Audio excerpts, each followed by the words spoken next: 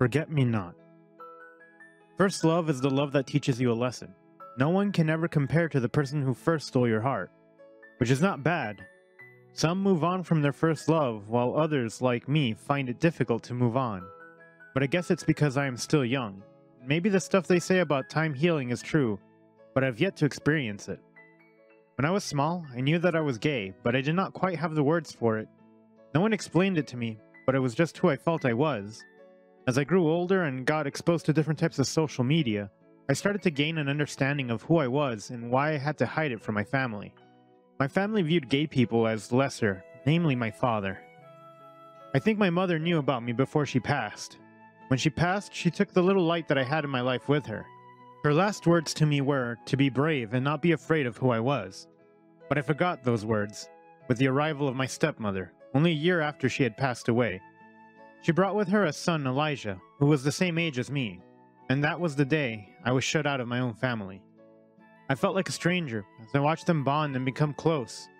When Sophie was born a few months later, I withdrew from my father since our relationship was already failing, and he spent all this time with them and not me.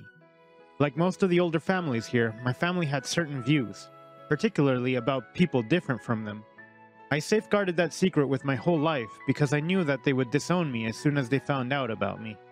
It was very painful to hide who I was, but that was nothing compared to the pain I felt when I was 17 years old. A new guy by the name of Zach moved into our town at the beginning of the year. Zach did not fit in with the others, nor did he seem to care about what they thought.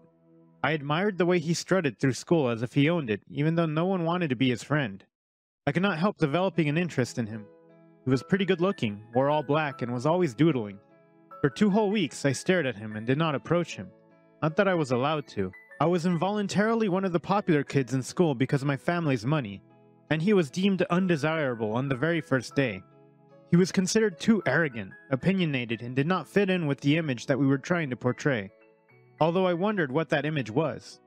The image of being pretentious? They were trying to be people, were they not? One day, I stayed late at school because I was studying. I actually enjoyed school and hoped to be an accountant one day. My stepmom had conveniently forgotten to pick me up, so that meant I had to walk all the way home. As I rounded the corner to the entrance, I bumped into someone who had their back to me. I stumbled a bit, but managed to right myself. He turned around and it was Zach. Now, I had never spoken to him before. I had only heard stuff about him, being rude, so I was expecting him to scold me, but he was not what I expected. "Hey man, sorry. Just checking a text." "I'm surprised that there is still someone in the building," he grinned. "Oh, I'm sorry. I was just studying and now I'm going to walk home," I said as I sidestepped him. "You live nearby?" he asked. "It's a 30-minute walk," I shrugged. "Well, would you like a ride? I believe that I'd seen you around before. Benedict, right?" he said as he started to walk beside me. "Ben, and no, you do not have to go out of your way. Your parents must be waiting." "Dude, it looks like it's about to rain. My parents are not here anyways. They're out of town." So then it was settled that he would drive me home. He was actually pretty nice and easy to talk to. I had no idea why the others had not warmed up to him. We engaged in some small talk and I found out that he was always traveling with his parents, but he hoped to stay until senior year. He liked to read horror books like me, which, believe me, is rare for people at my school. It was rare for anyone to read it for enjoyment, as a matter of fact. He dropped me off at my house and I noticed that there was no one home, which meant they went out without me. I exchanged numbers with him and went back inside. We continued texting as we talked more. I liked him even more. It was finally nice to have a conversation with someone on the same intellectual level as me. Most of the people I hung out with were only focused on material things and not so much on anything else. To me, knowledge was fulfilling. I wanted to know everything, be it art, weird facts, or complex equations. I guess one would call me a nerd. I started to hang out with Zach, which upset my friends. It was not like I was that involved in the group though. I knew that they only tolerated me because of my family. My stepbrother Elijah was more than happy to have me out of the group, as he always resented me. But he was not a fixture in my life, thus I did not deem him as important. I just had to survive 1 more year and then I would not have to deal with him or his mom. So the both of us became outcasts. Over the months, our friendship developed and we became really close. As we got closer, we opened up to each other about several things. Like me, he knew how it was to be neglected because his parents were always chasing the next business deal and moving nearly every year. He was my confidant, my best friend and the only person I felt understood me in the whole town. But then rumors started surfacing about him. Every school has people who have nothing better to do than to poke their noses into people's business. Those people started to say that he was gay, and that made him even more of an outcast. I did not want to make assumptions, so I asked him about it, and he confirmed it. He had come out to his parents years ago, but he did not always have relationships due to traveling every couple of years. When I came to your town, I was actually out of a relationship and not really into dating, he said. Zach, I have something to tell you, I said. Sure, is everything okay? He asked me. I'm gay. That was the first time that I had said it out loud, even though I knew it. It felt like such a relief to say it. It was not that our town did not have queer people. There were plenty. But the upper class people were not very accepting of any sexuality other than straight. Saying it to him felt like I was offloading a huge weight that was on my shoulders. I felt like Atlas carrying my secret for all those years, and to be honest, I had a crush on Zach, and when I found out that he might be gay, my hopes went up, which I could not help because I spent nearly every second with him. I know, he said. Wait, how did you know? I was startled. If it was that obvious to him, then surely more people knew. I had a feeling, but I had a feeling that you were not out and did not want to freak you out, he smiled shyly. We spoke more about it and he opened up to me about coming out and his experiences as a gay guy. I knew a bit from researching, but actually speaking to someone face to face was much better. My feelings for him grew as each day passed and I was conflicted. I had never been in a relationship with a man before, and I was not sure if he even liked me. But there were signs that he liked me which were difficult to ignore. Stuff like lingering looks and near kisses multiple times. For weeks I was driving myself crazy thinking about him. Every interaction left me wanting more.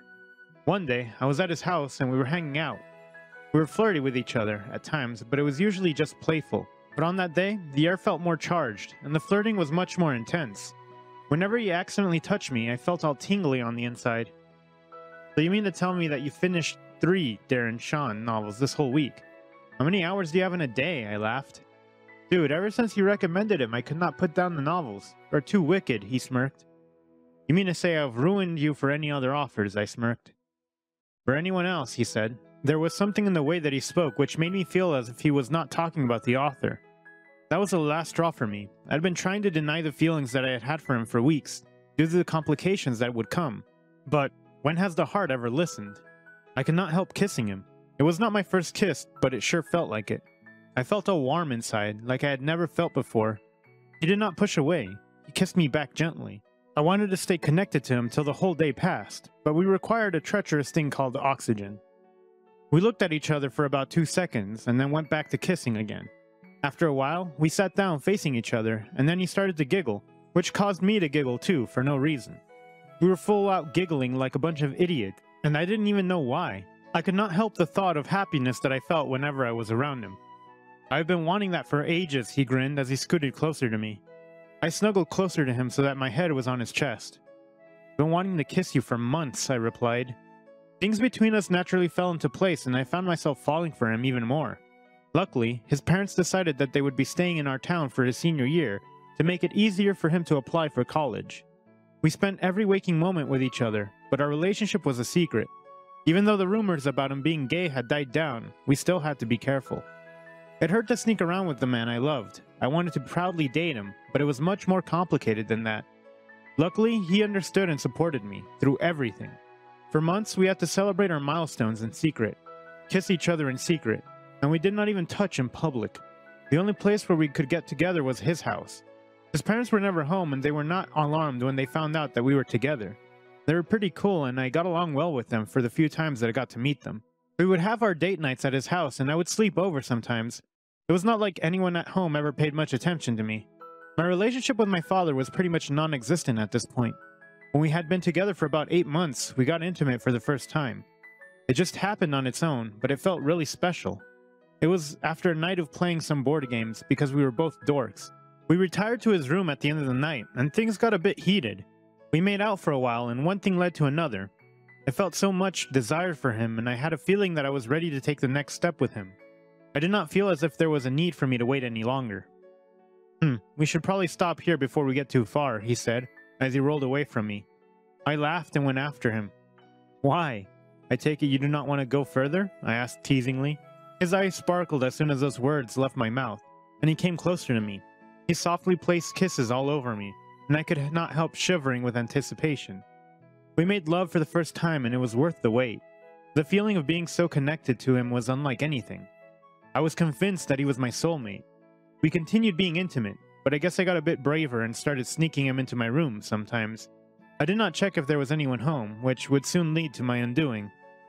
One day, my stepmom asked to speak to me, which I found strange because she usually ignored me. When I went into her and my father's room to see what she wanted, I was nearly knocked off my feet with fear. I knew that I should not have been so daring. Now I was exposed.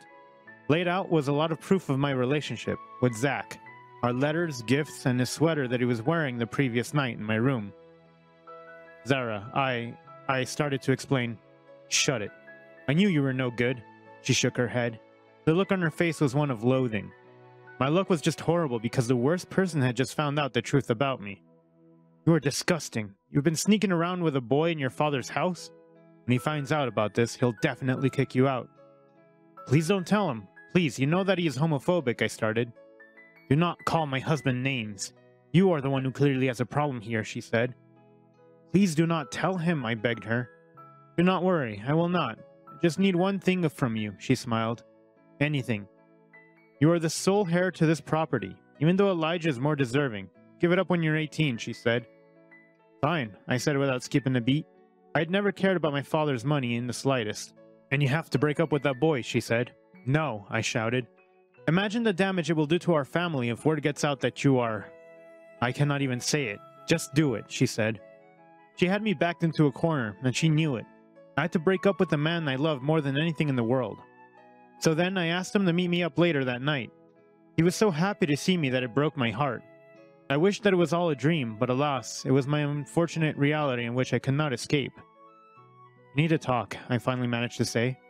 Is everything all right? He asked. I cannot be with you anymore. What? I love you, but you deserve someone who can come out of the closet. I don't think I'll ever will. My family, society, just can't. My voice started to break. I love you. You can get through this. We'll think of something. His pleading voice broke my heart. Sorry, I love you so much. Don't ever forget that, I said, and turned to look at him. You did not have to do this, he said softly. I kissed him on the forehead, and then I walked away from the bench we were sitting on. When I got home, I went straight to my room and let it all out. I cried and raged. I threw my stuff all over the place and screamed. But the person I was screaming for was not there with me. My heart felt so empty and the tears would not stop falling. I needed him back. I wanted to hold him, but I could not. As the days passed, I was just becoming worse. I could not stop the aching pain I felt in the place where my heart was supposed to be. But there was no heart left because he took it with him. When he left a few days after our breakup, I found that he had blocked me everywhere, and I never got a goodbye. The thought of him being gone forever was the only thing that played in my head like a mantra. I hated myself for not being brave enough to come out so that my stepmom would have no leverage over me. Why did everyone that I loved leave me? First it was Mom, and now it was Zach. I guess love meant loss. To be continued. Thanks for watching. Consider subscribing to become part of our Rainbow Force and stay wholesome.